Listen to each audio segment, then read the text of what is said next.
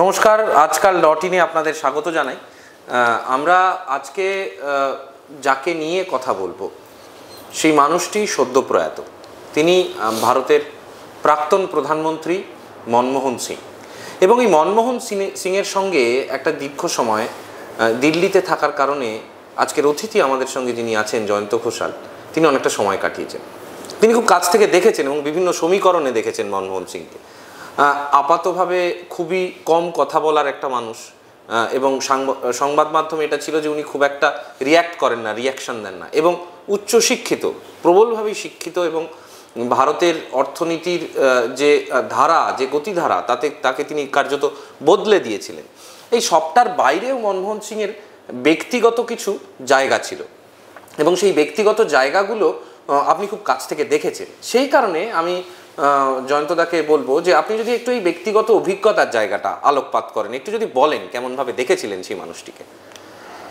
দেখো উদ্দালক, প্রথম যেটা আমার বলতে ইচ্ছে করছে সেটা হচ্ছে যে আজকের দিনে আমি তো সবসময় বলি যে একটা চিৎকারের গণতন্ত্র, মানে তোমাকে নিজেকে, তুমি যদি জননেতা হও, তুমি যদি প্রধানমন্ত্রী হও, তাহলে তুমি চিৎকার করে বলবে যে আমি তোমার জন্য উপকার করছি, হে সাধারণ মানুষ, হ্যাঁ আমি তোমার জন্য এই করছি ওই করছি, একটা যেটাকে বাংলা একটা কথা জানেন, হামবড়াই। সেই হামবড়াই ভাবটা না থাকলে তুমি রাজনৈতিক নেতা হতে পারবে না। তুমি এমনকি তুমি হয়তো বাবা চা বিক্রি করতো, কিংবা হয়তো কারোর বাবা হয়তো কৃষক ছিলেন, আমি চাষির ছেলে, হ্যাঁ নানান রকমভাবে আমি ভারতে দেখেছি সবাই একটা সাবলটার্ন অরিজিন, আমি একটা নিচু তলা থেকে এসেছি। এগুলো মনমোহন সিংহ সম্পর্কে আমরা খুব কম মানুষ জানি যে মনমোহন সিংহের বাবা পাকিস্তানের একটা প্রত্যন্ত গ্রামে তরি তরকারি বিক্রি করত, এবং ঠেলা গাড়িতে, এবং মনমোহন তখন ছোট, বাবাকে সাহায্য করতো ঠেলা গাড়িটা ঠেলে। আমরা কি কখনো মনমোহন সিংহর ঠেলা গাড়ি চালাচ্ছে, চাষি মানে পরিবার, এবং সেখানে ওই তরি তরকারিগুলো যেগুলো সামান্য হতো সেগুলো বেচছে, এগুলো নিয়ে তো কোনো স্টোরিও দেখিনি। এগুলো নিয়ে কখনো কোনো একটা উচ্চকিত একটা প্রচার, হ্যাঁ একটা সোশ্যাল মিডিয়াতে, হ্যাঁ কখনোই দেখি না। সেই মনমোহন পাকিস্তান থেকে যখন ওর বাবা চলে আসে, এবং যখন মানে পাঞ্জাবে এসে কি কষ্ট করে লেখাপড়া শিখেছে, এবং সেখানে অমৃতসরের বিশ্ববিদ্যালয় এবং সেখান থেকে অর্থনীতির মতো বিষয় নিয়ে পড়াশোনা করা, বিদেশ চলে যাওয়া, স্কলারশিপ পাওয়া, মানে এইটা যদি আজকে একটা মানে স্টাডি করার মতো যদি বিষয় না হয়, অথচ আমরা কিন্তু মনমোহনকে নিয়ে সেটা করিনি। কেন করিনি? কেননা মনমোহন পলিটিশিয়ান ছিলেন না। মনমোহন সিং আদতে উনি একজন আমলা ছিলেন, রিজার্ভ ব্যাঙ্ক অফ ইন্ডিয়ার গভর্নর হয়েছেন।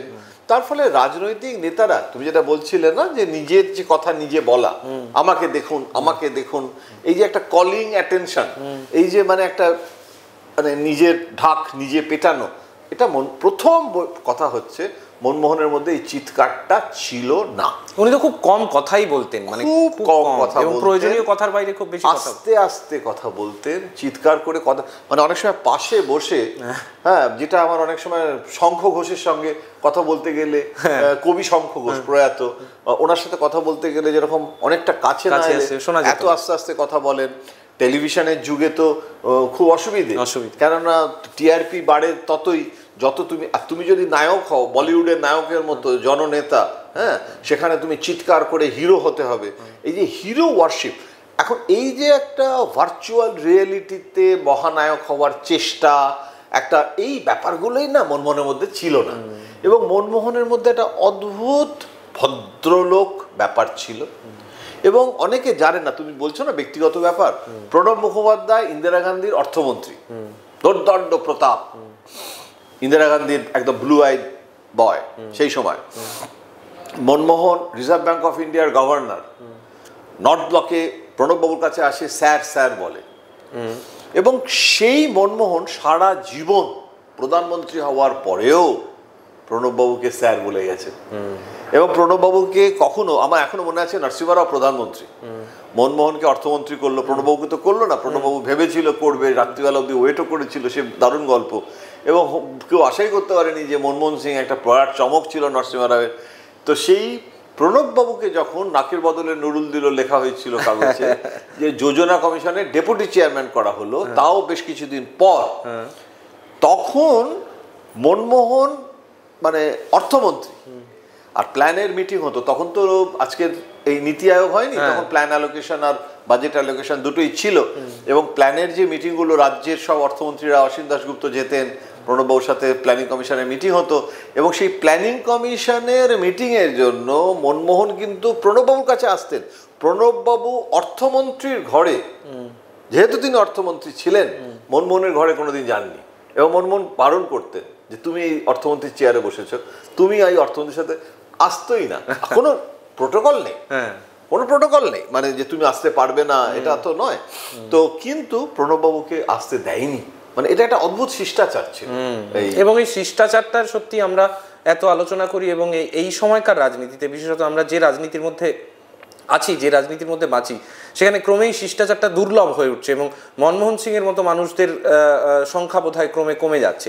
এবার আমি একটু আপনাকে জিজ্ঞেস করবো জয়ন্তদা, এই ব্যক্তিগত পরিসরের গল্প, মানে এই রাজনীতির পরিসরের বাইরে, পার্লামেন্টের বাইরে, প্রধানমন্ত্রীর দফতর বা অর্থমন্ত্রীর দফতরের বাইরেও তো একটা মনমোহন সিং ছিলেন, এবং তার অগাধ পাণ্ডিত্যের কথা বারবার অনেক মানুষ বলেছেন, এবং তিনি প্রায় মানে দীর্ঘ সময় পর্যন্ত বই তার সব সময়ের সঙ্গী, এবং তিনি সেইটা মেনটেন করতেন।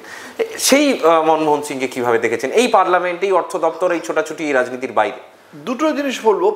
মনমোহনের সঙ্গে আমি বহুবার বিদেশ গেছি, 10 বছরে বহুবার বিদেশ গেছি, এবং মনমোহন নিজে এসে আমাদের সাংবাদিকদের সাথে প্লেনের মধ্যেও আড্ডা মারতেন, কেক টেক কাটা হতো, কোনো সাংবাদিকের জন্মদিনে কেক কাটা হয়েছে, এসব অনেক ঘটনা তো রয়েছে। এমন নয় যে ওনার মধ্যে হাস্যরস ছিল না, সেন্স অফ হিউমার ছিল না। ওনার লাউড একটা ভাঁড়ামি যেটাকে বলে, যেটা খুব লালু প্রসাদ যাদব, বা আমি ভাঁড়ামি শব্দটা খুব নেগেটিভ অর্থে বলছি না, আমি বলতে চাইছি যে হিউমারটা একটু লাউড হিউমার, সেই উচ্চকিত হাস্যরস মনমোহন একটা সাটেলটি ছিল, হ্যাঁ, একটু একটু একটু মানে উইটি একটা হিউমার, এবং খুব ইন্টারেস্টিং। মনমোহনকে অনেক সময় অনেকের মনে হবে যে খুব ডাল, কেননা মানে একটা যেন অনেকে আমাকে বলেছিল যে মনমোহন সিং হচ্ছে মানে সেদ্ধ নুডলস। হ্যাঁ, ওনার ক্যারেক্টারটা বিশ্লেষণ করতে গেলে একটু মশালা নুডলস না হলে সাংবাদিকদের পছন্দ হয় না। আমি মরিশাসে গেছি ওনার সঙ্গে, এবং মরিশাসে আমার প্রথম মনমোহন সিং প্রধানমন্ত্রী হওয়ার পর প্রথম বিদেশ সফর মনমোহন সিং এর, প্রধানমন্ত্রী হচ্ছে Bangkok. Sanjay Bahru media adviser আমায় ফোন করলেন এবং বললেন যে ব্যাংকক যাচ্ছে প্রধানমন্ত্রী, এবং ব্যাংকক হচ্ছে খুব ইম্পর্টেন্ট, তার কারণ লুক ইস্ট পলিসিতে উনি জোর দিচ্ছেন। উনি কিন্তু খুব পলিসি ওরিয়েন্টেড ম্যান ছিলেন। ওখানে বিমস্টেকের সম্মেলন হবে, সুতরাং দক্ষিণ পূর্ব এশিয়ার সঙ্গে, এবং গেটওয়ে অফ ইন্ডিয়া যেটা, সেখানে কিন্তু ইস্টার্ন রিজিয়নে কলকাতা ইজ দ্য গেটওয়ে। তখন এই মণিপুরের মাধ্যমে থাইল্যান্ড, তারপর ওই রিজিয়নের রোড ট্রান্সপোর্ট তৈরি হচ্ছে, যেগুলো এখন হয়ে গেছে, তো সেইগুলো তখন হচ্ছে। এখন তো নরেন্দ্র মোদী এসে লুক ইস্ট পলিসিকে অ্যাক্ট ইস্ট পলিসিতে রূপান্তরিত করলো, কিন্তু এই লুক ইস্ট পলিসিটার জন্য ওনার কি অসীম আগ্রহ, এবং বললেন যে আমি তোমাকে এই জন্য ফোন করছি যে উনি বলছেন যে বেঙ্গলের যে মিডিয়া, সেই বেঙ্গলের মিডিয়ার প্রেজেন্স থাকা দরকার, তার কারণ এটা কলকাতার সঙ্গে ইস্টার্ন রিজিয়ন, এবং ওইখানে বেঙ্গল মিডিয়া বাদ দিয়ে ব্যাংককে আমি যাব না। তো ওনার না মাথাটা এরমভাবে কাজ করতো। মরিশাসে গেছি 3 দিন, আমরা তো কাজ ফাজ শেষ হয়ে গেলে মরিশাসের মতো জায়গা, নীল সমুদ্র, নীল আকাশ, আমাদের যে হোটেলে রাখা হয়েছিল প্রধানমন্ত্রী সফর সঙ্গী সব সাংবাদিকরা, একতলা হোটেল, মানে মরিশাসের যেরকম সমুদ্র তটে হয় না, এবং ওই পেছনের যে মানে জানলা, তার সঙ্গে লাগোয়া একটা দরজাও ছিল, আর ওই দরজাটা খুলে দিলে সমুদ্র তটে চলে যাওয়া যায়। তো আমরা ওইখানে এসে ওই সমস্ত বনফায়ার এবং সারা রাত্রি ধরে, মানে অনেক রাত্রি পর্যন্ত আড্ডা ফাড্ডা মারা। সঞ্জয় বারু মিডিয়া অ্যাডভাইজার ছিলেন, উনি খুব মানে ওইসব আগুন টাগুন জ্বালিয়ে নানা রকম হলো। মনমোহন তার পরিবারকে নিয়েও আসেননি, মেয়েদেরও ওই সমস্ত উৎসাহ ছিল না, কারণ 3টি মেয়ে, তার মধ্যে একটি মেয়ে দিল্লির বিশ্ববিদ্যালয়ের ইতিহাসের অধ্যাপিকা, কখনো তাকে বিদেশ যেতে দেখিনি ওনার সঙ্গে, হ্যাঁ, উনি নিজের অধ্যাপনা নিয়ে ব্যস্ত।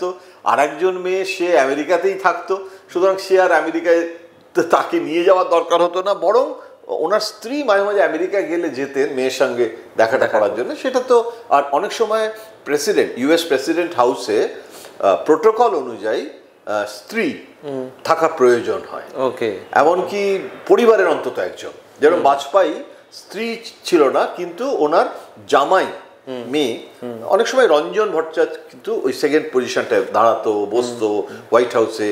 এবং বাজপেয়ীর ক্ষেত্রে বললাম, প্রণববাবুর মেয়ে শর্মিষ্ঠা যেত যখন ওনার স্ত্রী অসুস্থ, যেতে হাঁটতে পারতেন না। শুভ্রা মুখোপাধ্যায় যতদিন মানে অ্যাক্টিভ ছিলেন যে গেছেন। এবং মনমোহনের ক্ষেত্রেও আমি দেখেছি কখনো কখনো মনমোহন মেয়েকে নিয়ে যেত। একজন জামাই উড়িষ্যার ছিল, তিনি ইন্টেলিজেন্স অফিসার ছিলেন, সুতরাং প্রধানমন্ত্রীর সঙ্গে কোনো আইবির অফিসার যেতে পারে না একেবারেই। তো মরিশাসে গিয়ে 3 দিন ওনার দেখা পেলাম না, পরিবারেরও কেউ নেই, উনিও নেই। তো সঞ্জয় বারুকে জিজ্ঞাসা করতাম, প্রাইম মিনিস্টার অফিসের অন্য অফিসাররা সবাই আছে, জয়েন্ট সেক্রেটারি, আমাদের খুব ভালো আড্ডা হতো, মানে খবরও হচ্ছে, আড্ডাও হচ্ছে। তো জিজ্ঞেস করলাম প্রাইম মিনিস্টার কোথায়? বললো প্রাইম মিনিস্টার খিল বন্ধ করে 6:30 7টার সব মিটিং শেষ হয়ে যেত। মরিশাসে খুব রাত্রির হতো না, ওই একটা রিসেপশনের একটা অ্যাম্বাসাডার বা কোনো একটা হতো, সেটা করে উনি চাট করে চলে যেতেন। তো আমরা বললাম যে ফেরার সময় ওনার সঙ্গে যখন সব কাজটা মিটে গেছে, আমরা এবার দেশে ফিরছি, তো আমার মনে আছে আমি মনমোহন সিংকে, প্রধানমন্ত্রীকে জিজ্ঞাসা করেছিলাম যে আপনি 3 দিন করলেনটা কি? সন্ধ্যাবেলার মধ্যে তো ঘরে ঢুকে পড়তেন। আমরা জানেন আমরা কত কিছু করেছি, নতুন জামা টামা, সেই প্রিন্ট দেওয়া জামা টামা পরে ওনাকে দেখানো হলো যে এই জামা কিনেছি, এই করেছি, খুব মানে। তখন উনি বললেন যে আমি না একটা হিস্ট্রি অফ মরিশাস, এই বইটা দিল্লি থেকেই নিয়ে এসেছিলাম, ওখানে সময় পাই না পড়ার, তো এখানে ওই সময়টা ইউটিলাইজ করলাম। এই মোটকা একটা মহাভারত সম বই। এবং সেই বইটা আমাদের সুবিধা হলো কি, আমরা রিপোর্টার, আমরা কভার করি, কিন্তু আমরা বইটা পড়ে যাইনি, আমাদেরই বড় হোমওয়ার্ক করার জন্য পড়া উচিত। এখন আমরা তো সব গুগল আর উইকিপিডিয়াতেই ভরসা করে চলি। উনি না বোঝালেন যে মরিশাসে কিরমভাবে বিহারিরা পাটনা থেকে, বিহার থেকে কত বছর আগে স্বাধীনতার সময় ওরা চলে এসেছিল, এখানে একটা বিহারের বিরাট গ্রাম আছে। ইনফ্যাক্ট আমরা বিহারের গ্রাম দেখতে গেছিলাম, এবং সেই বিহারিরা তারা আর দেশে ফিরবে না, এবং ওখানে আখের চাষ খুব কি করে শুরু হলো, কারা শুরু করলো, এবং এই সুগার কেন এইটা কিরমভাবে মরিশাসের অর্থনীতি চেঞ্জ করে দিয়েছে, গল্পের মতো করে উনি আমাদের বলে যাচ্ছে। পড়লেন উনি, পড়াশোনার কাজটা সমৃদ্ধ হলেন, আমরা ফেরার পথে জ্ঞান সঞ্চয় করি। তো জয়ন্তদা, কফিটা হয়তো ঠান্ডা হয়ে যাচ্ছে, আমি এই গল্প বলতে থাকলে কফি ঠান্ডা হয়ে যাওয়ার মতোই গল্প, কারণ এই গল্প শেষ হতে চায় না, চোখের উপর ভাসে এত সামনে থেকে দেখা একাধিক ঘটনা। আমি আরেকটা কথা জয়ন্তদাকে জিজ্ঞেস করব যে এই যে দীর্ঘ সময় আপনি দেখলেন মনমোহন সিংকে, বাংলার সঙ্গে মনমোহন সিংয়ের একটা যোগাযোগ আছে, বাংলায় তার পরিবারের সদস্যরা কেউ কেউ থাকেন, এবং বাংলার মুখ্যমন্ত্রীর সঙ্গে আপনি বলছিলেন এর আগে যে বাংলার পূর্ববর্তী মুখ্যমন্ত্রী বুদ্ধদেব ভট্টাচার্যের সঙ্গে একটা গল্পের কথা, এইগুলো যদি একটু বলেন, মানে বাংলার সঙ্গে যোগাযোগ। বুদ্ধদেব ভট্টাচার্য এবং মমতা বন্দ্যোপাধ্যায়, তখন দুজনের মধ্যে অনেক রাজনৈতিক সংগ্রাম হয়েছে, কিন্তু দুজনেই মনমোহন সিং এর স্নেহধন্য।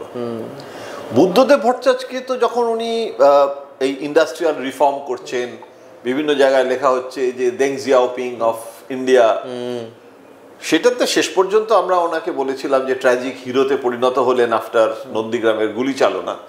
কিন্তু একটা থিওরি অফ ফোর্স এসে গেল, বলপ্রয়োগ এসে গেল, ওনার যে শিল্পায়নের যে স্বপ্ন।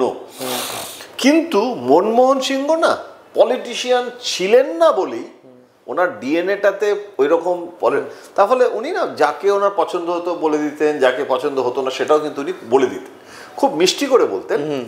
পার্লামেন্টে দাঁড়িয়ে উনি বুদ্ধদেব ভট্টাচার্যকে বলেছিলেন যে ভারতের অন্যতম শ্রেষ্ঠ মুখ্যমন্ত্রী। আমার মনে আছে, তখন সেদিন আমি গ্যালারিতে ছিলাম, প্রেস গ্যালারিতে, এবং সেটা আমরা কভার করেছিলাম, প্রথম পাতায় অ্যাঙ্কার স্টোরি হয়েছিল, এখনো মনে আছে। সুতরাং ওনার এরকম, এবং বুদ্ধবাবুর সাথে প্রণববাবুর সম্পর্ক ভালো ছিল, এবং বুদ্ধবাবু খুব মুন্সিয়ানার সঙ্গে, যেটা লালকৃষ্ণ আডবাণীর সঙ্গে বাজপেয়ী জমানায় করেছিলেন, বুদ্ধবাবুর কিন্তু জনসংযোগ খুব ভালো ছিল, যদিও ওর থেকে বেটার ছিল অ্যাকচুয়ালি। আমরা এটা অনেকে জানি না, এখানে দিল্লিতে কিন্তু বুদ্ধবাবুকে ওরা খুব পছন্দ করতো, আডবাণীও পছন্দ করতো। আবার তো বুদ্ধবাবু প্রণববাবুকেও বলতেন যে মনমোহন সিং সম্পর্কে জানতে চাইতেন, এ করতেন। ওই যে আমি বললাম না যে সেদ্ধ নুডলস লোকে ভাবে, তো সবাই ওই আস্তরণটা সরিয়ে ভেতরের মনমোহনটাকে জানার বুদ্ধবাবুর আগ্রহ ছিল, সেরিব্রাল একটা ফ্যাক্টর তো বুদ্ধবাবুর ছিল, আর লেখাপড়া করেছেন। কেননা মনমোহন সিংহ কিন্তু একটা দীর্ঘ সময় সিপিএম এর খুব চক্ষুশূল ছিল, কেননা নরসিমহা রাও প্রাইম মিনিস্টার, উনি ইকোনমিক রিফর্ম করছেন, যেটা বিশ্বায়নের সেই সময় কিন্তু বিশ্বায়নের গ্লোবালাইজেশনের বিরুদ্ধে সিপিএম ছিল। এবং পরে যখন মনমোহন সিং প্রধানমন্ত্রী হলেন 2004, এবং যখন সিপিএম তাকে সাপোর্ট করে গভর্নমেন্টে রান করছে, হ্যাঁ, তখন আমি অনেকবার জিজ্ঞেস করেছি, আমাকে নীলোৎপল বসু একবার বলেছিল, তখন নীলোৎপল মেম্বার অফ পার্লামেন্ট, বলেছিল যে তখন বিরোধিতা করেছি কারণ তখন সেই নীতির বিরোধিতা। এখন মনমোহন সিং নিজেকে পরিবর্তন করে তিনি অনেক সমাজতান্ত্রিক পথে এসেছেন। অর্থমন্ত্রী মনমোহন সিং আর প্রধানমন্ত্রী মনমোহন সিং এক নয়, সেই কারণে আমরা কমিউনিস্টরাও আমাদের নীতি চেঞ্জ করে দিই, সেটা পলিটিক্যাল ব্যাপার। কিন্তু বুদ্ধবাবু যখন বললেন তখন প্রণববাবু বললেন চলো একটা কাজ করা যাক। মনমোহন সিং কথা হলো, মনমোহন এক কথায় রাজি। মনমোহন সিং এর বাড়িতে 7 রেসকোর্স রোড, তখন রেসকোর্স রোড নাম ছিল, এখন তো মোদি নাম চেঞ্জ করে দিয়েছে, তো ওইখানে তখন মনমোহন মাছ মাংস খেতে ভালোবাসত। পাঞ্জাবিরা তারা তো মাছ খেতে ভালোবাসে, অমৃতসরি ফিশও তো খুব জনপ্রিয়, এটা একটু অন্যরকম প্রিপারেশন। তো বাঙালি খাবার খাবে, 2 বাঙালি, 2 ব্রাহ্মণ সন্তান ঘটনাচক্রে, একজন মুখোপাধ্যায় আর একজন ভট্টাচার্য, তারা বাঙালি, তারা সব ইলিশ মাছ সর্ষে বাটা। হ্যাঁ, আমি স্টোরি করেছিলাম মনে আছে, আর এক ব্রাহ্মণ অঞ্জন চট্টোপাধ্যায়, তিনি ওই খাওয়ার সমস্ত হেঁসেলের দায়িত্বে ছিলেন, উনি ফিজিক্যালিও প্রেজেন্ট ছিলেন, আর আমার জন্য খুব গুরুত্বপূর্ণ ছিল, কারণ কি কি খাওয়া হচ্ছে মেনু ফেনু খবরের জন্য দরকার ছিল, ওইগুলো অঞ্জন আমাকে জানিয়ে দিয়েছিল যে টোটাল মেনুটা কি থাকছে, এবং মনমোহন কটা ইলিশ মাছ খেলো, কাঁটা বেঁচে খেতে পাচ্ছিল কিনা, এই সমস্ত খুঁটিনাটি খবর আমি পেয়েছিলাম। এবং বলছে যে সে রাত্রির গড়িয়ে গেল আড্ডা মারতে মারতে। তো মনমোহন যেভাবে মেলামেশা করেছিলেন বুদ্ধবাবু এবং প্রণববাবুর সঙ্গে মনমোহনের ঝগড়া, এটা তো সবাই জানে যে প্রধানমন্ত্রী হয়নি, দুজনের মধ্যে রেষারেষি ছিল, হ্যাঁ, মানে এবং সে বছর তো প্রধানমন্ত্রী কে হবেন তাই নিয়ে একটা বিরাট ব্যাপার 2004 সালে, পার্লামেন্টে। হ্যাঁ, এবং মজার ব্যাপার আমার এখনো মনে আছে, 2004 সালের লোকসভা নির্বাচনের আগে সোনিয়া গান্ধী একটা নৈশভোজের আমন্ত্রণ জানিয়েছিলেন, আমিও ছিলাম, অনেকেই ছিল সাংবাদিকদের। আচ্ছা, একটা আমি শুধু একটা জিনিস ধরিয়ে দিই, মানে আমি একটা জানার কথা, সেইবার তো সোনিয়া গান্ধীর প্রধানমন্ত্রী হওয়া প্রায় নিশ্চিত ছিল, কিন্তু সোনিয়া গান্ধী নিজেই না বললেন, এবং তারপর তাকে নিয়ে কেননা যেহেতু বিজেপি বিদেশিনীর ইস্যুটা তুললো যে জন্মসূত্রে ভারতীয় হতে হবে, কোথাও কি ইন্দিরা গান্ধীর এবং রাজীব গান্ধীর যে ঘটনা, যে হত্যার ঘটনা, সেইগুলোর সঙ্গে কি এটা কোথাও এটা ভয়ের কারণ ছিল কোথাও গিয়ে সোনিয়া গান্ধীর?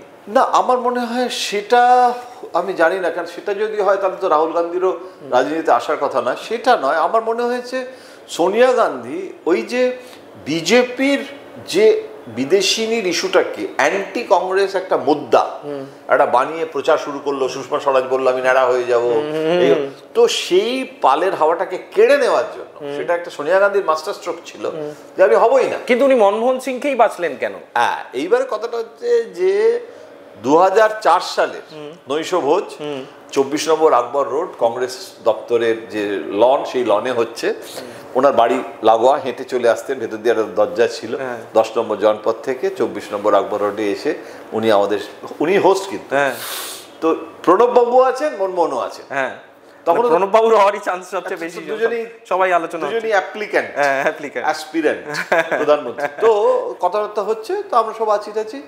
প্রণববাবু প্রথমে ম্যাডামকে বললেন যে ভোটের সময় উনি কী করছেন না করছেন, সংগঠনের কাজ, প্রচণ্ড অ্যাক্টিভ প্রণববাবু তখন, আবার নতুন উদ্যমে কংগ্রেসে কাজকর্ম করছেন, শুধু পশ্চিমবঙ্গ না, বিভিন্ন রাজ্যের দায়িত্বে, ম্যানিফেস্টো লিখছেন, এই করছেন সে করছেন। তো মনমোহনের তো কোনো কাজই নেই। আবার তখন মনমোহনের একটু হার্টের সমস্যা দেখা দিয়েছিল, অ্যাঞ্জিওপ্লাস্টিটা তখন প্রথম হয়েছিল কি হয়নি আমি অতটা মনে করতে পারছি না, কিন্তু একটা চিকিৎসার ইস্যু চলছিল। তো উনি খুব অ্যাক্টিভ ছিলেন এবং তার জন্য খুব অ্যাপোলজেটিক ছিলেন। উনি আমার সামনেই, আমরা সবাই ছিলাম, মনমোহন সিং সোনিয়া গান্ধীকে বলছেন যে ভোট চলছে, সবাই এত কাজ করছে, আমার নিজের একটু খারাপ লাগছে, আপনি যদি বলেন, আমার যদিও শারীরিক একটু সমস্যা আছে, কিন্তু আমি বেশ কয়েকটা রাজ্যে, পাঞ্জাবে, হরিয়ানায়, যেসব জায়গাগুলো দিল্লি থেকে কাছে, সেসব জায়গায় গিয়ে কিন্তু আমি জনসভা, আপনি আমায় যা বলবেন, উনি খুব অনুগত ছিলেন। তো ওনার মধ্যে ওই অ্যারোগ্যান্সটাও ছিল না, এবং আমি বললাম না যে খুব আমলা ছিলেন, তো বরাবর একজন মানে মাস্টারের অধীনে উনি খুব কাজ করেছেন।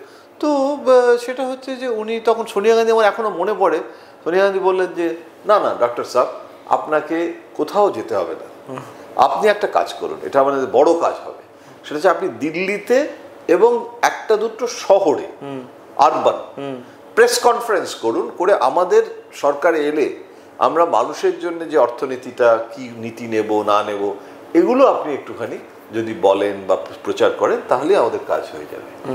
এটা ভাবলাম যে সোনিয়া গান্ধীও কিরকম, প্রণববাবুকে দিয়ে কি কাজ হবে সেটা উনি জানেন, কিন্তু মনমোহন কাজ চাইছে, তাকে কিন্তু বলছে না জনসভা। মনমোহন জনসভা কে শুনবে? মনমোহন তো, প্রণববাবুও খুব জননেতা ছিলেন না, কিন্তু উনি তো রাজনৈতিক ব্যক্তিত্ব। মনমোহন রাজনৈতিক ব্যক্তিত্বই ছিল না। মনমোহন এসেনশিয়ালি টেকনোক্র্যাট, ব্যুরোক্র্যাট, অর্থনীতিবিদ, হ্যাঁ, মানে একজন একাডেমিশিয়ান। মানে এখন যদি অমর্ত্য সেনকে যদি পলিটিক্সে নিয়ে আসা, হ্যাঁ, কিংবা কৌশিক বসুকে যদি এখন করে দেওয়া হয়, চিফ ইকোনমিক অ্যাডভাইজার ছিলেন অর্থনীতি, এই যেরকম এখন অশ্বিনী বৈষ্ণব রেলমন্ত্রী হয়েছেন, উনি ব্যুরোক্র্যাট থেকে হয়েছেন। তো মনমোহন অনেকটা ব্যুরোক্র্যাট টার্ন টু পলিটিশিয়ান। এখন যেটা হলো সেটা হচ্ছে যে পরে 2024-এ যখন প্রণব আশা করলো, তখন কিন্তু প্রণবকে তার যে সুযোগ সেটা না দিয়ে মনমোহনকে দিল 2004-এ। হ্যাঁ, হয়ে গেল প্রধান। তারপর 10 বছর নন গান্ধী পরিবারের প্রথম প্রধানমন্ত্রী 10 বছর টানা, এটা হয়, এটা কিন্তু মনমোহন সিং দেখিয়ে দিলেন। হ্যাঁ, মানে এটা কিছুটা রাজনৈতিক চমকও ছিল সেই সময়কার মনমোহন সিং সম্পর্কে বিজেপির একটা আগাগোড়া অভিযোগ ছিল, এবং সেইটাই কিছুটা নিষ্ক্রিয়তার অভিযোগ, এবং কিছুটা যেটা নিয়ে আমরা আলোচনা করছিলাম যে উনি কিছুটা মানে তার কথা বলার ধরন এবং তার অ্যাক্টিভিটি মানে অতটা লাউড নয়, যেটাকে আমরা যে ভাষায় বলি যে অতটা সরব তিনি নন, অতটা ঢাক বাজানো নন, এই অভিযোগটা ছিল। ঠিক। মনমোহন কখনো ব্যক্তিগতভাবে বা কখনো কোনো জায়গায় এই তার বিরুদ্ধে যে এই অভিযোগগুলো, যে এই কথাগুলো, যে তিনি কেন আরেকটু কি বলবো হার্ড হিটিং নন, কেন অতটা শক্তিশালী প্রধানমন্ত্রী হিসেবে নিজেকে তুলে ধরেন না, এইটা নিয়ে কোনোদিন কিছু বলেছেন মনমোহন কখনো? নিশ্চয়ই। আমি 3টে ঘটনা বলছি, যে এই যে ধারণাটা যে উনি নরম, উনি শক্ত নন, তার কাউন্টার থিসিস আমি 3টে ঘটনা বলছি। পরমাণু চুক্তি, কমিউনিস্টরা বললো যেখানে বেরিয়ে এলো পরমাণু চুক্তি আমরা সমর্থন তুলে নেব। প্রণববাবুর বাড়িতে 13 নম্বর তালকোটরা রোড, সেখানে রোজ সীতারাম ইয়েচুরি রাত্রিবেলা বৈঠক করছে। প্রকাশ কারাটকেও নিয়ে এলো, প্রকাশ কারাট বলে দিল যে আপনি যদি করেন তাহলে প্রণববাবু, সীতারাম সফট ছিল, প্রকাশ আরও হার্ড ছিল, বলে দিল। প্রণববাবু মনমোহনের কাছে গেল, গিয়ে বলল, মানে দুজনের মধ্যে কথাবার্তা হলো যে যদি তো এটা যদি এখন আপনি করতে যান বুশের সঙ্গে, তাহলে কিন্তু গভর্নমেন্ট পড়ে যাবে। মনমোহন কিন্তু ওই যে কমিট করেছিল বুশের কাছে, এবং পরমাণু চুক্তিটা যে মানুষের কল্যাণে, এই বিদ্যুৎ এলে দেশের উপকার হবে। কপিল সিব্বল তখন কেন্দ্রীয় মন্ত্রী ছিল, শিক্ষামন্ত্রী ছিল, খুব ঘনিষ্ঠ ছিল মনমোহনের। আমরা বলতাম যে Manmohan's man in cabinet is Kapil Sibal, because he was not 10 number জনপথের লোক, এসব তখন ছিল। তো সেই কপিল সিব্বলকে দিয়ে প্রচার করা, ক্যাম্পেইন করা, গোটা দেশ জুড়ে প্রচার করে দিল যে পরমাণু চুক্তি দেশের জন্য মঙ্গল, ভালো। এবং মুলায়ম সিং যাদবের সমর্থন নিয়ে কমিউনিস্টরা বেরিয়ে গেল, মুলায়মদেরকে ভেতরে নিয়ে এলো, মুলায়মদের সাপোর্ট নিয়ে সোনিয়া গান্ধীকে বুঝিয়ে, মুলায়মের সাপোর্ট নিয়ে Amar Singh played a very important role to get Mulayam Singh on board. হয়ে গেল পরমাণু চুক্তি, এবং মনমোহন করে দেখালো। সুতরাং মনমোহন তখন বললো মনমোহন মিউ মিউ নয়, মনমোহন হালুম হালুম। সুতরাং মনমোহনের যেটা ছিল ক্যারেক্টারের মধ্যে, he is a very understated character. মানে একটা হয় না যে একটা খুব বিনীতভাবে, মানে খুব উদ্ধত, অ্যারোগ্যান্ট, চিৎকার, এটা নেই। কিন্তু তার মানে এই নয় যে he is not assertive, he is not, মানে কিরকম বলছি, একবার লালু সম্পর্কে ওইটা তো একটা বিতর্ক হয়ে গেছিল, কেন ওটা সোনিয়া গান্ধীও মানে সাথে মনমোহনের একটু difference of opinion, basically Rahul তো রিয়াক্টও করলো। সেটা যে লালু সম্পর্কে বিদেশে, সেবার আমি ছিলাম ওনার সঙ্গে একটা প্রেস কনফারেন্সেই, তখন লালু চার্জশিট হয়েছে এবং সেই সব রেলমন্ত্রী, তো লালু ওটা শরিক, এবং শরিকের দাবিতে চেয়েছে এবং দিতে বাধ্য হয়েছে। এবং লালু সোনিয়া রিলেশন মানে আজও খুব ভালো, তো কনসিস্টেন্ট ভালো। তো লালুকে, মনমোহনকে প্রশ্ন করা হয়েছিল যে আপনি তো দুর্নীতির বিরুদ্ধে করেন। মনমোহন খুব জিরো টলারেন্স অন করাপশন ছিল, সেই জন্য খুব দুঃখ পেয়েছিল যখন কোল স্ক্যামে ওনার নাম জড়ানো হলো, যদিও ওনার কোনো ভূমিকাই ছিল না, প্রমাণও হলো। কিন্তু তখন ডিএমকে ওই রাজা ফাজাদের প্রবলেম হলো। হ্যাঁ, এইবারে মনমোহন সাংবাদিক বৈঠকে আমি ছিলাম, বলেছিল যে দুর্নীতির ইস্যুতে চার্জশিটের লোককে মন্ত্রী ক্যাবিনেটে থাকা উচিত নয়। লালুর নামটা শুধু বলেনি। আমরা তো সঙ্গে সঙ্গে বিরাট স্টোরি, মানে বিদেশে এসেও ডোমেস্টিক স্টোরি। সাধারণত বিদেশে এসে প্রধানমন্ত্রী দেশ সম্পর্কে বলে না। উনি এতটা ইরিটেটেড হয়েছিলেন লালু সম্পর্কে, এবং রাহুল কিন্তু রিয়াক্ট করলো বিহার নিয়ে এবং মনমোহনের বিরোধিতা করেছিল। আমি আর একদম শেষের দিকে চলে এসেছি। আমি যেটা এবার জানতে চাইবো যে তিনি প্রধানমন্ত্রী পদ থেকে সরে যাওয়ার পর রাজনীতি থেকে আস্তে আস্তে আস্তে আস্তে ফেড আউট হয়ে যাওয়া বলা যায়, খুব ধীরে ধীরে যেন মিলিয়ে যাওয়া, এবং বারবার মনমোহন যখন সামনে এসেছেন তার উপস্থিতি, তার সামান্য দুটো কথা বা সামান্য কোনো একটা বিষয়, কোনো স্টেটমেন্ট সারা দেশ জুড়ে আলোচিত হয়েছে বারবার, সংসদের বাইরে বা ইত্যাদি সময়। এবং তিনি ক্রমে অসুস্থ হয়ে পড়ছিলেন, অনেকটা অসুস্থ হয়ে পড়ছিলেন। এই যে সময়টা যখন ধীরে ধীরে এরকম একজন রাজনৈতিক ব্যক্তিত্ব, এবং শুধু রাজনীতি নয়, তার দীর্ঘ জীবনে বিভিন্ন পরিসরে কাজ করা এবং সাফল্যের সঙ্গে কাজ করার মানুষ যখন ধীরে ধীরে এইভাবে একা হয়ে যান, অ্যালুফ হয়ে যান, আস্তে আস্তে ফিড আউট হয়ে যান, সেই সময়টা কিরকম হয় বা কিরকম কাটে বলে আপনার মনে হয়? না, মানে হতাশা এবং একটা একাকিত্ব, নিঃসঙ্গতা এগুলো আসে, কিন্তু মনমোহনের ক্ষেত্রে অনেক কম হয়েছে দু তিনটে কারণে। একটা কারণ হচ্ছে উনি পড়াশোনা করেন, ওনার একটা অন্তর জগৎ আছে, এবং ওনার পরিবারে উনি খুব সুখী মানুষ। এই যে কলকাতায় বোন, কত ঘনিষ্ঠ যোগাযোগ ছিল, মানে 2-3 দিন আগেও কথা হয়েছে, মানে মৃত্যুর।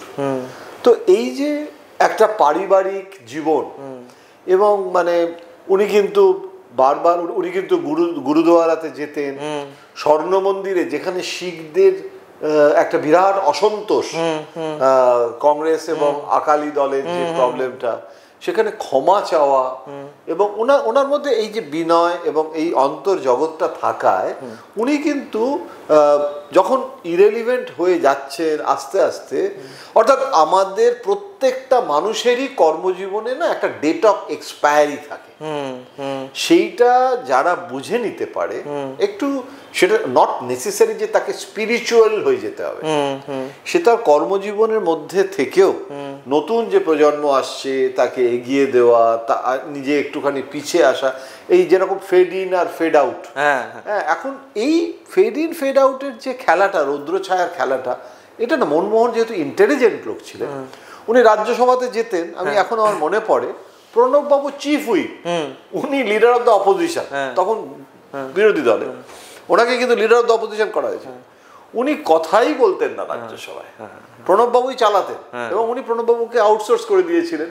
তো আমি অনেক সময় যেতাম, তো সেন্ট্রাল হল দিয়ে উনি না লাইব্রেরিটাতে আসতেন, এবং যখনই অ্যাডজন হয়ে যেত হাউস, চিৎকার চেঁচামেচি ওনার ভালো লাগতো না, উনি ওখানে লাইব্রেরিতে গিয়ে নানা রকমের জার্নাল, নানা রকমের বই উনি বসে বসে পড়তেন, তারপরে উনি এবং বুদ্ধি দিতেন। উনি কিন্তু অ্যাক্টিভ ছিলেন, এবং এমন নয়, যেটা উনি নিজে একবার বলেওছেন যে আমি কিন্তু প্রেস কনফারেন্স করতে কখনো পিছপা হইনি, কোনো নাম না করে, একদম অদ্ভুত, মানে বর্তমান প্রধানমন্ত্রীকে নিয়ে বারবার বর্তমান বলা হয় যে প্রেস কনফারেন্স করেন না, প্রেস সবটাই হয় টুইটার বা সোশ্যাল মিডিয়া, এই সমস্ত, এই একতরফা পাবলিসিটি ওনার ক্ষেত্রে কিন্তু। এবং উনি তো পরমাণু চুক্তির সময় সাংবাদিক বৈঠক না করলেও ইন্টারভিউ দিয়ে বললেন যে আমরা এটাতে কম্প্রোমাইজ করব না, তো সাংবাদিক ইন্টারভিউ। এবং একটা ভালো ঘটনা আমার মনে পড়ছে, এই যে সঞ্জয় বালু সাংবাদিক ছিল, আজও আছেন, এবং সাংবাদিকতার প্রচন্ড ডিএনএ ওনার মধ্যে রয়েছে, আমার সাথে খুব ঘনিষ্ঠ সম্পর্ক, উনি আমার থেকে অনেক সিনিয়র। তো সঞ্জয় বালু ওই এক্সপ্রেস গোষ্ঠীর সম্পাদক ছিলেন, তারপরে হয়ে গেল মিডিয়া অ্যাডভাইজার। তো মনমোহনের সঙ্গে ছিলেন। এইবারে বই যেটা লিখলেন, সেই বইটা আমি জানি নেপথ্য কাহিনীটা, বইটা যেটা লিখলেন, যেটা ছবি করলো অনুপম খের, সেই যে অ্যাক্সিডেন্টাল প্রাইম মিনিস্টার কিভাবে হয়ে গেলেন, সেখানে না উনি প্রথম যে বইটা লিখেছিলেন পাণ্ডুলিপি, তাতে উনি অনেক কথা লেখেন, কেননা ওনার যে আনুগত্য, ভালোবাসা যা হয় আমাদের সাংবাদিক এবং রাজনৈতিক নেতা, এটা তো একটা মানে খাদ্যের সম্পর্ক হয়ে গেলে। তো প্রকাশক বলল যে আপনি অনেক কথা লেখেন, আপনি যখন অথর, তাহলে আপনাকে কিন্তু কম্প্রোমাইজ করলে হবে। Either then you don't write. আপনি যদি লেখেন, এত বছরের সম্পর্ক মনমোহনের সাথে সঞ্জয় বাবু নষ্ট হয়ে গেল, এবং প্রথম 6 মাস কি একটু বেশি হবে, এক্স্যাক্ট আমার মনে নেই, যাইনি ওখানে। এই আমাদের রিপোর্টারদের হয় না, সোর্স রেগে গেছে, 6 মাস যাইনি। তারপরে মনমোহনকে ফোন করেছে এবং সঞ্জয় বাবু বলেছে যে আমি খারাপ লাগছে। প্রথমে গরম গরম যাইনি, 6 মাস পরে মনমোহন ডেকে পাঠিয়েছে এবং স্ত্রী মেয়ে সবাইকে বলেছে যে সঞ্জয় আসছে, তোমরা কোনো রকম কটুতা যেন না থাকে। যা হয়ে গেছে হয়ে গেছে, এতটাই বড় এই মানুষ। মানে এই ঘটনাগুলো আমার মনে হয় আমাদের সকলের জন্য শিক্ষা প্রয়োজন, যে এটা মানে ক্ষমাই যদি না করতে পারলাম, এবং অত বড় পদে থেকে, ওই পদে থেকে আর কে সঞ্জয় বাবু, একদমই তাই, যাকে যদি না আসতে বলে কিছু এসে যেত না। কিন্তু বহু রাজনৈতিক নেতাদের মধ্যে এই মনমোহন সিংকে খুঁজে পাই না। সত্যি তাই, এইরকম ভাবে মনমোহন সিংকে সত্যি আমরা হয়তো আর এই রাজনীতির মানচিত্রে আমরা খুঁজে পাই না এখন। সেই কারণেই যখন প্রায় মধ্যরাতে প্রাক্তন প্রধানমন্ত্রীর মৃত্যুর খবর আসে, তখন গোটা মিডিয়া, সারা দেশ, বিশ্বের বহু রাজনীতির মানুষ নড়ে চড়ে বসেন, তাদের মধ্যে আলোচনা শুরু, এবং তাদের চোখে অনেক স্মৃতি ভাসতে থাকে। একজন অর্থনীতিবিদ, একজন ভদ্র, মার্জিত এবং খুবই উচ্চশিক্ষিত একজন প্রধানমন্ত্রী আমাদের ছেড়ে চলে গেছেন, আর তার স্মৃতি রেখে গেছেন আমাদের জন্য। এবং তার জীবনের মধ্যে দিয়ে, জীবনে চলার পথে যে নীতি, যেভাবে তিনি চলতেন, যেভাবে তিনি কথা বলতেন, তার মধ্যে রয়ে গেছে কিছু রাজনৈতিক শিক্ষা, যে শিক্ষা হয়তো আগামী দিনে আমাদের দেশের অন্যান্য রাজনীতিকদের মধ্যে ছড়িয়ে গেলে আমরা হয়তো একটু বেটার, একটু ভালো জীবন কাটাতে পারবো। ধন্যবাদ জয়ন্তদা আমাদের সঙ্গে থাকার জন্য এবং এই বিষয়ে অভিজ্ঞতা ভাগ করে নেওয়ার জন্য। আমরা আবারও ফিরে আসবো এরকম একটা নতুন এপিসোড নিয়ে। আপনারা অবশ্যই নজরে রাখুন আজকাল.in এর ফেসবুক পেজ এবং ইউটিউব চ্যানেল। ধন্যবাদ, নমস্কার।